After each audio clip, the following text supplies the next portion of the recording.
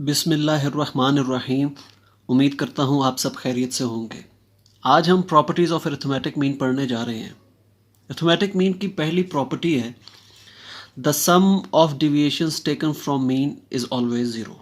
यानी कि अगर हम x एक वेरिएबल है उसमें से मीन माइनस करें और डिफरेंसेस लें और उन डिफरेंसेस का सम लें तो वो ज़ीरो के इक्वल आता है।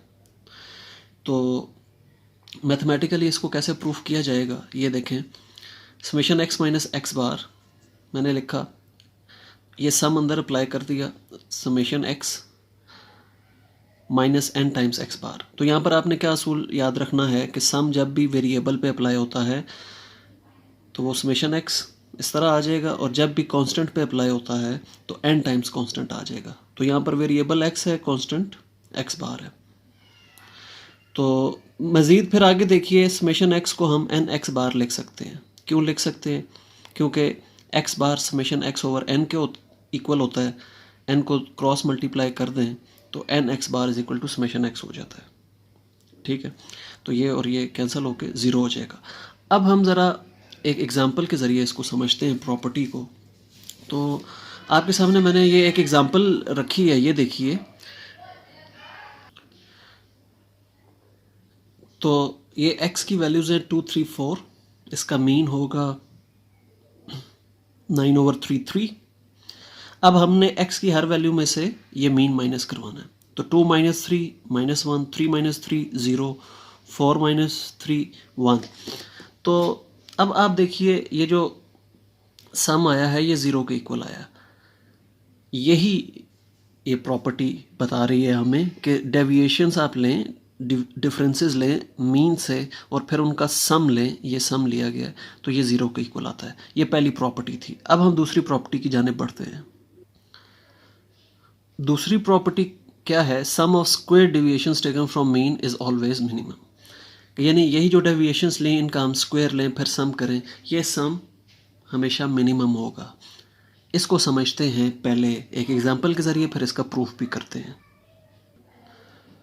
तो ये देखिए जी, आपके सामने एग्जांपल है। हमने क्या किया, वही जो डेविएशंस ली थी पिछली प्रॉपर्टी की उन्हीं का हमने स्क्वायर कर लिया। तो डेविएशंस हमारे पास आई थी -1, 0 और 1। तो -1 का स्क्वायर भी 1 होता है, 0 का स्क्वायर 0 और 1 का स्क्वायर 1। तो वो जो कॉलम आया था उसी का स्क्वायर हमने लिया, फिर इसका सम ले लिया, ये 2 आया। तो ये डेविएशंस मीन से ली गई थी, यानी कि हमने x की वैल्यूज़ में से मीन माइनस करवाया, फिर उसका स्क्वायर लिया। अब मीन के अलावा कोई नंबर ले लें, उसको हम a कह सकते हैं, आर्बिट्रेरी ओरिजिन कह सकते हैं, कोई नंबर आप ले लें, 2 ले लें या 4 ले लें।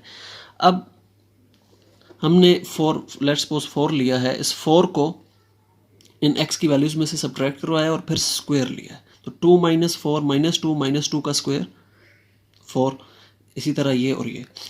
फिर जब इसका सम लिया तो ये 5 आया है। तो यहाँ पर ये बात प्रूफ हो रही है कि अगर आप डिफरेंसेस लें मीन से, ठीक है, और फिर उनका स्क्वायर लें और सम करें, वो सम हमेशा छोटा आएगा। जैसे इस केस में ये 2 छोटा आया है 5 से, ठीक है। तो 2 इज़ लेस देन 5। अच्छा, अब इस प्रॉपर्टी का प्रूफ हम करते हैं। ये देखिए जी, इस प्रॉपर्टी का प्रूफ। तो हमने यहाँ से स्टार्ट किया प्रूफ का, summation x minus a whole square. इसमें ऐड कर दिया x बार और सब्ट्रैक्ट कर दिया, ठीक है, यहाँ पर।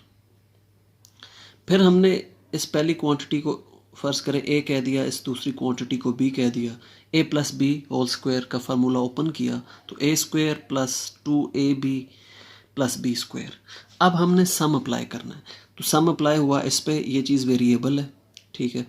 फिर सम अप्लाई किया इस सेकंड क्वांटिटी पे, तो ये 2x बार माइनस a, ये भी कांस्टेंट है, ये भी कांस्टेंट है, ये भी कांस्टेंट है, ये बाहर आ जाएगा। सम अप्लाई होगा x माइनस एक्स बार पे, ये वेरिएबल है। तो ये असूल याद रखना है आपने, सम वेरिएबल्स पर अप्लाई होता है और जब कांस्टेंट अकेला हो तो n टाइम्स दैट कांस्टेंट आ जाता है, जब इस फॉर्म में हो तो बाहर आ जाता है, ठीक है, कोफिशिएंट की फॉर्म में हो कांस्टेंट, ये और ये। तो यहाँ पर कांस्टेंट बाहर आ गया, सम अप्लाई हुआ इस क्वांटिटी पे, ये वेरिएबल क्वांटिटी है। फिर ये x बार भी कांस्टेंट है, a भी कांस्टेंट है, तो इस पे जब सम अप्लाई होगा तो n टाइम्स कांस्टेंट आ जाएगा, ठीक है, n टाइम्स सेम टर्म। अब summation x minus x bar whole square as it is लिख दिया हमने, x बार माइनस ए और ये कांस्टेंट एज इट इज़। ये हमने पहली प्रॉपर्टी पढ़ी है कि समेशन x माइनस एक्स बार जीरो के इक्वल होता है, तो ये यहाँ पर जीरो पुट कर देंगे और ये एज इट इज़ लिख देंगे। अब हमारे पास ये चीज़ बच गई है, summation x minus a whole square is equal to summation x minus x bar whole square plus n times x bar minus a whole squared. अब आप यहाँ पर एक बात देखिए कि ये जो क्वांटिटी है ये स्क्वायर्ड क्वांटिटी है, तो ये ज़्यादा से ज़्यादा ज़ीरो हो सकती है, अदरवाइज़ ये पॉजिटिव होगी, यानी कि greater than equal to zero होगी, क्योंकि ये स्क्वायर्ड क्वांटिटी है। ज़ीरो तब होगी जब ए और एक्स बार सेम हो, अदरवाइज़ ये ज़ीरो से बड़ी होगी। एन कभी नेगेटिव नहीं हो सकता, एन नंबर ऑफ़ वैल्यूज़ होती हैं। इस वजह से ये क्वांटिटी चूँकि पॉजिटिव क्वांटिटी है, नॉन नेगेटिव क्वांटिटी है, इस वजह से ये नंबर इस नंबर से छोटा होगा। यही बात प्रूफ हुई है, क्योंकि ये चीज़ इससे फिर बड़ी हो जाएगी। क्यों? क्योंकि इसमें ये नंबर ऐड हो रहा है और ये नंबर ज़्यादा से ज़्यादा ज़ीरो हो सकता है। अगर ज़ीरो होगा तो फिर ये दोनों क्वांटिटीज़ बराबर हो जाएंगी, अगर ज़ीरो से बड़ा होगा तो ये वाली क्वांटिटी इससे छोटी होगी। ये था जी अगला प्रूफ। अब हम नेक्स्ट प्रॉपर्टी की जानिब बढ़ते हैं। अगली प्रॉपर्टी है जी, mean is affected by change of origin and scale. इसका क्या मतलब है? इसका मतलब ये है कि अगर एक वेरिएबल x है, उसमें आप कोई चीज़ ऐड या सब्ट्रैक्ट करेंगे, उसको आप कहेंगे चेंज ऑफ ओरिजिन। और एक वेरिएबल x है, उससे अगर किसी चीज़ को आप मल्टीप्लाई या डिवाइड करवाएंगे, इसको आप कहते हैं चेंज ऑफ स्केल। तो जब ओरिजिन और स्केल चेंज किया जाता है तो मीन भी चेंज हो जाता है, और वो कितना चेंज होता है? वो इतना चेंज होता है। अगर एक नया वेरिएबल इस तरह डिफाइंड है, y is equal to a plus b x, यानी कि x वेरिएबल को आपने एक कांस्टेंट b से मल्टीप्लाई किया और उसमें एक कांस्टेंट a ऐड किया, तो y का जो मीन होगा वो y bar is equal to a plus b x bar होगा। यानी कि आपने x बार को b से मल्टीप्लाई करना है और a उसमें ऐड करना है, तो y बार का मीन आ जाएगा। अब इस प्रॉपर्टी का प्रूफ भी हम देखेंगे और एक एग्जांपल से इसको समझेंगे भी सही। तो चलें पहले एग्जांपल से इसको समझते हैं। तो ये देखिए जी एग्जांपल, वही डाटा हमने लिया x 2 3 4 वैल्यू सपोज की, फिर एक वेरिएबल डिफाइन किया y is equal to 2 plus 3x, यानी कि x की हर वैल्यू को 3 से मल्टीप्लाई करना है और उसमें 2 ऐड करना है। तो 2 इंटू और 2 प्लस 3 इंटू 2, यहाँ 2 पुट किया, 6 प्लस 2 किया 8, इसी तरह ये 11 आ जाएगा और ये 14। अब हमने यहाँ पर x का मीन लिया, x का मीन x बार 3 आया, y का मीन y बार 11 आया, ठीक है। अब हमने इस प्रॉपर्टी के ज़रिए, मतलब ये वाली कैलकुलेशंस किए बगैर, ये जो आपको कैलकुलेशंस यहाँ पर नज़र आ रही हैं, ये किए बगैर प्रॉपर्टी के इस्तेमाल से डायरेक्टली हम y का मीन निकालेंगे। देखें y इसके इक्वल है। अब हमने क्या किया, इधर भी बार लगा दिया, इधर भी बार लगा दिया, फिर क्या किया, यहाँ पर x बार पुट कर दिया, तो 3 इंटू 3 9 प्लस 2 11 आ गया। इस प्रॉपर्टी की मदद से हम डायरेक्टली y का मीन कैलकुलेट कर सकते हैं, ये काम किए बगैर। अब इस प्रॉपर्टी का प्रूफ देखते हैं।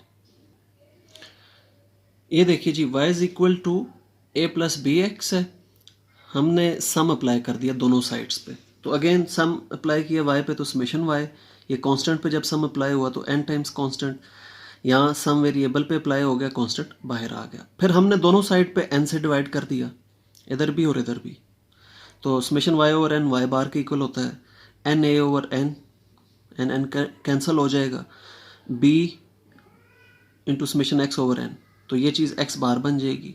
सो ये हमने प्रूफ कर दिया कि y bar is equal to a plus b x bar के इक्वल होता है। अब हम बढ़ते हैं आखिरी प्रॉपर्टी की जानिब। तो आखिरी प्रॉपर्टी है अरिथमेटिक मीन की। If x1 bar, x2 bar, xk bar are the means or arithmetic means of k groups with respective frequencies n1, n2, nk, then the combined mean x bar is defined as this। तो combined mean कैसे find किया जाएगा ऐसे। तो अगर आपके पास एक से ज़्यादा मीन्स हैं, एक से ज़्यादा डाटा सेट्स हैं और उनके उतने ही मीन्स हैं, फ़र्ज़ करें के डाटा सेट्स हैं, के ग्रुप्स हैं और उनके के मीन्स हैं, तो उन मीन्स को कंबाइन करना है, उसको हम इस फार्मूले की मदद से कंबाइन करते हैं। तो अब इस फार्मूले की एग्जांपल देख लीजिए। फ़र्ज़ करें एक ग्रुप के अंदर 20 लोग हैं, उसका मीन 2 है, फिर 10 का मीन 4 है, 30 का मीन 3 है। तो अब हमने कंबाइंड मीन फाइंड करना है, तो वो कैसे फाइंड करेंगे? इस फार्मूले की मदद से। n1 multiply by x1 bar, n2 multiply by x2 bar, n3 multiply by x3 बार, इन सब को ऐड कर देंगे और नीचे आप देखिए हमने n1 प्लस n2 n3 इन सब को ऐड कर दिया। तो कंबाइन मीन अगर आपके पास 2 ग्रुप्स हैं तो आप 2 तक चलेंगे, ठीक है, 2 टर्म्स तक चलेंगे, 3 है तो 3 टर्म्स तक, 4 है तो 4 टर्म्स तक। तो ये इसका फार्मूला है और ये कंबाइंड मीन आ गया। तो ये था जनाबे वाला आज का टॉपिक। अगली वीडियो में हम सेंट्रल टेंडेंसी के मज़ीद टॉपिक्स कवर करेंगे। तब तक के लिए मुझे दीजिए इजाज़त। अल्लाह हाफिज़।